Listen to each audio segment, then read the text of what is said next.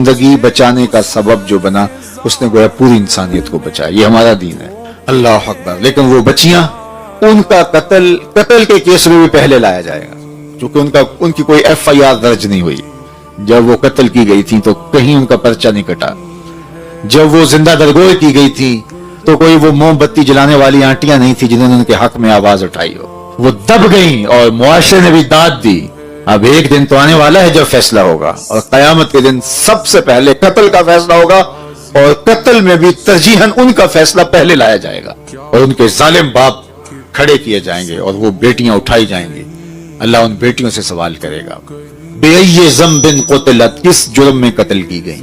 اچھا علماء کرام سے پوچھئے کہ قاتل سامنے کھڑے ہیں تو مجرم سے پوچھے جاتی ہے نا وجہ جرم, تم نے کیوں قتل کیا, کیا واقعہ ہوا, تو وہ بتاتا ہے. لیکن یہاں اس طرح بات نہیں کی جا رہی.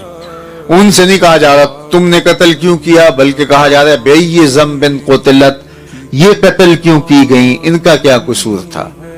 اللہ اکبر. علماء نے کہا کہ بیٹیوں کا قتل اتنا گھنونا جرم ہے کہ اللہ ان کے ظالم باپوں سے بات کرنا بھی گوارا نہیں کرتا.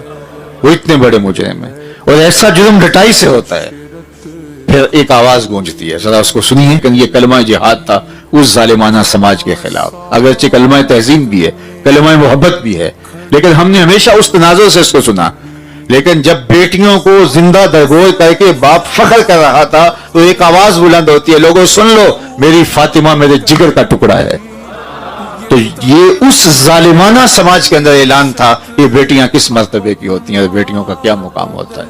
اور بیٹیاں عزت کا نشان بنی. میرے استاد فرمایا کرتے تھے بیٹی گھر کی رونق ہے, بیٹی چار دیواری کی آبرو ہے, اور پھر آخر میں فرماتے تھے بیٹی باپ کے جنازے کی رونق ہے.